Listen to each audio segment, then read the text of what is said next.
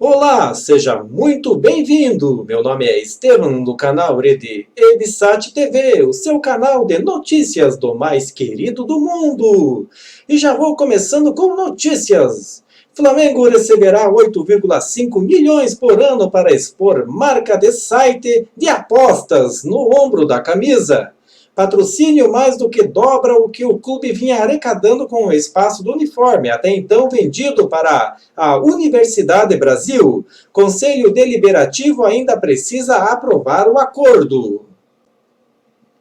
Portanto, o Flamengo fechou o acordo para receber cerca de 20 milhões por 2 anos e meio com patrocínio da SportsBets.io, site de apostas sediada na Estônia. O contrato deverá ter validade até dezembro de 2021, mas só poderá ser assinado depois que o Conselho Deliberativo aprová-lo. A empresa é parceira rubro-negra desde julho deste ano, quando assinou um contrato para patrocinar apenas mídias digitais rubro-negras. Agora foi acertada a expansão desta parceria para que haja exposição nas camisas e valores muito mais altos do que os anteriores. A previsão de pagamentos se dividem da seguinte maneira: se o acordo for aprovado pelos conselheiros, a patrocinadora pagará 8,5 milhões em 2020 e 9 milhões em 2021. O restante se divide entre o contrato que já estava em vigor de julho a outubro de 2019 e parte do que está previsto para o novo acordo válido a partir de novembro. A SportsBet entra no lugar que vinha sendo ocupado pela Universidade Brasil. A patrocinadora anterior pagava 3,5 milhões anuais para ficar nos ombros, mas teve o contrato rompido depois que o dono da universidade foi preso pela Polícia Federal acusado de fraude em programa federal de financiamento estudantil. A considerar um valor fixo próximo dos 20 milhões por 2 anos e meio de contrato, a patrocinadora está assumindo um risco. As apostas ainda não foram regulamentadas no Brasil, motivo pelo qual empresas estrangeiras estão receosas em fazer grandes investimentos. Com o patrocínio ao Flamengo neste valor, que ainda pode aumentar com o pagamento variável a SportsBet.io, aposta que essa indústria crescerá. Mesmo sem a regulamentação no Brasil, empresas estrangeiras de apostas estão estendendo seus patrocínios a quase todo o futebol brasileiro. Na época do primeiro trato entre Flamengo e Sports.bet.io, o jornal O Globo levantou que a metade do Campeonato Brasileiro já tinha algum acordo vigente com sites ou casas de apostas. As apostas foram autorizadas no país em dezembro de 2018, no último mês do governo de Michel Temer, com a implementação da Lei 13.756/2018. No entanto, ainda está pendente a regulamentação do setor, isto é, o Ministério da Economia precisa determinar quais são as regras para que as apostas sejam definitivamente liberadas no país. O prazo para que aconteça é de 2 anos, prorrogáveis por mais 2. Então vamos à notícia do dia para o nosso pré-jogo Goiás e Flamengo. Vamos ver como assistir, escalações, desfalques e arbitragem da partida. Tudo o que precisa saber sobre este jogo. Então Goiás e Flamengo se enfrentam com casa cheia em Goiânia na noite desta quinta-feira. Todos os ingressos foram vendidos para o duelo da 29ª rodada do Brasileirão, que tem o rubro-negro na liderança isolada e o Verdão tentando se aproximar do pelotão da frente. A bola rola no Serra Dourada a partir das 20 horas. Após ótimo início de segundo turno, o Goiás voltou a oscilar e não vence há 3 partidas. Empatou com o Corinthians e Chapecoense e perdeu do Atlético Paranaense por 4-1. Mesmo assim, o Verdão se manteve na 10ª posição com 38 pontos. O clube espera fazer o dever de casa para dar um troco no Flamengo após o 6-1 sofrido no Maracanã. Mas não vai conseguir não, né, galera? Flamengo chega embalado ao Serra Dourada. Líder do Brasileirão, o rubro-negro viu a vantagem sobre o Palmeiras cair para 7 pontos com a vitória da equipe paulista sobre o São Paulo. E precisa vencer o Goiás para terminar a rodada como começou. Com 10 pontos à frente do segundo colocado, são 15 jogos, invicto na competição. Nesse período foram 14 vitórias e 1 empate. A transmissão será feita pelo Premier que transmite a partida com narração de Luiz Carlos Júnior e comentários de Lédio Carmona e Paulo Nunes. Então tem alguns sites aí da internet que também vão transmitir o jogo, né? Então vamos começar pelos donos da casa, o Goiás do técnico Ney Franco, que está confirmado com uma única mudança. Gilberto se recuperou de lesão muscular na coxa e volta ao time na vaga de Breno. Então o Goiás vai com Tadeu, Iago Rocha, Fábio Sanches, Rafael Vaz e Jefferson, Gilberto, Iago Felipe, Léo Senna, Leandro Bárcia, Michael e Rafael Moura. E o Mengão, e quem está fora? Daniel Guedes, está suspenso preventivamente por doping. David Duarte fez cirurgia no joelho e só volta em 2020. Os pendurados Iago Felipe, Gilberto, Fábio Santos, Giovanni e Kevin. E o Mengão, do técnico Jorge Jesus, o nosso Mengão, não terá Diego Alves titular em todos os jogos sob o comando de Jorge Jesus. O goleiro sofreu um entorse no joelho direito contra a CSA e permaneceu no Rio de Janeiro realizando tratamento. César será o substituto. A boa notícia é o retorno de Pablo Mari, após cumprir suspensão no domingo. Então nós temos fora do Mengão o Diego Alves, torção no joelho, e Beril, que está na transição de recuperação. Pendurados, Diego, Gabriel, Gerson, Rafinha, René, Tuller, William Arão e Jorge Jesus.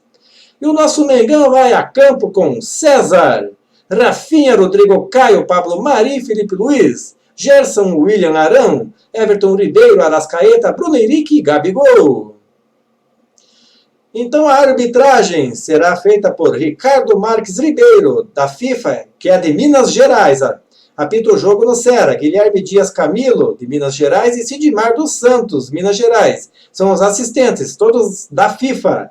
Emerson de Almeida Ferreira é o responsável pelo VAR. E temos esta notícia também aqui do Mengão, né? Então, com vendas e bilheterias em alta, Flamengo fecha terceiro trimestre com 652 milhões de receitas. Rubro-Negro contabiliza 74,7 milhões de superávit. São 65,3 milhões de resultado financeiro de jogos. Paquetá, Uribe, Jean Lucas, Léo Duarte, Trauco e Cuellar geram uma receita de 295 milhões de lucros.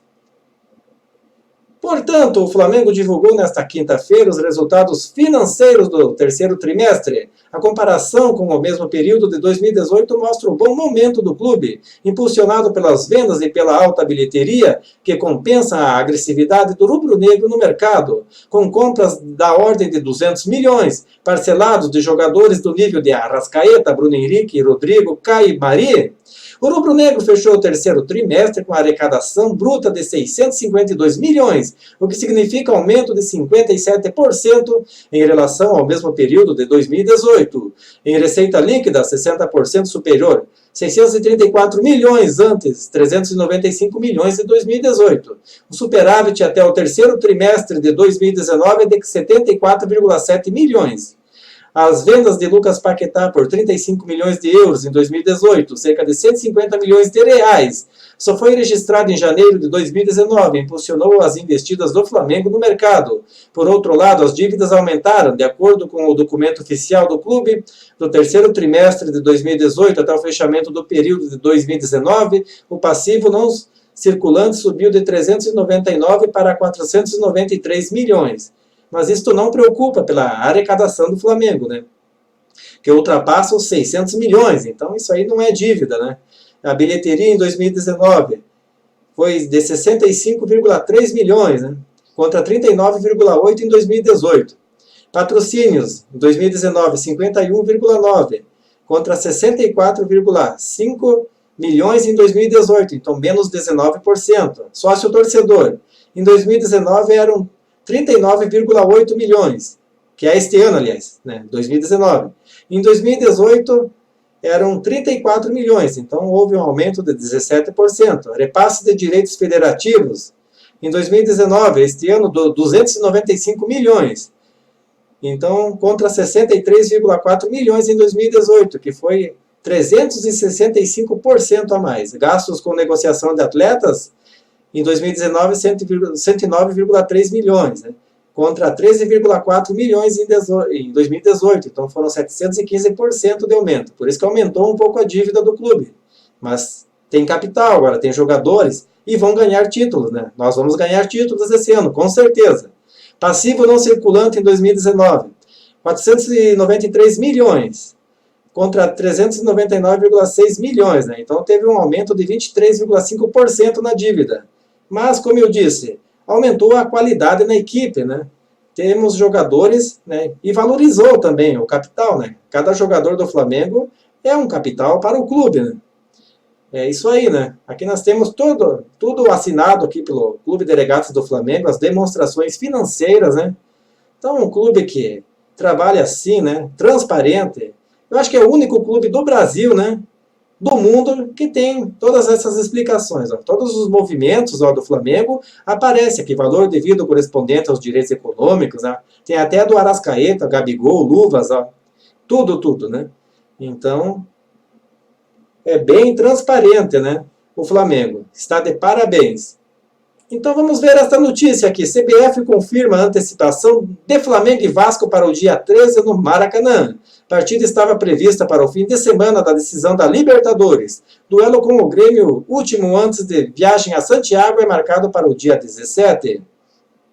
Agora é oficial, o clássico entre Flamengo e Vasco pela 34ª rodada do Brasileirão será disputado no dia 13 de novembro, às 21h30, horário de Brasília, no Maracanã. O jogo estava previsto para o fim de semana da decisão da Libertadores, mas a CBF já confirmou a antecipação em sua tabela oficial. Ainda bem, né? A entidade definiu ainda as datas dos jogos até a 36ª rodada da competição. O jogo com o Grêmio, último antes do duelo com o River Plate, foi confirmado para o domingo, dia 17, às 16 horas de Brasília, na Arena em Porto Alegre. Já se sabe também que o Flamengo recebe o Ceará no Maracanã dia 27, às 21h30, e visita o Palmeiras no dia 1º de dezembro, às 16 horas de São Paulo. Com 67 pontos, o Mengão é o líder do Brasileirão, seguido pelo Palmeiras com 60. E hoje o Mengão entra em campo às 20 horas, né? E o time de Jorge Jesus encara o Goiás para mais uma vitória nesta 29ª rodada. Vamos colocar os 10 pontos de vantagem sobre o Palmeiras para imperar nesta rodada. Mas é isso aí, meu amigo e minha amiga. Quero agradecer a você que está sempre ligado aqui no canal, né? E em breve voltarei com mais notícias do mais querido Brasil. Saudações rubro-negras e um abraço a todos os amigos.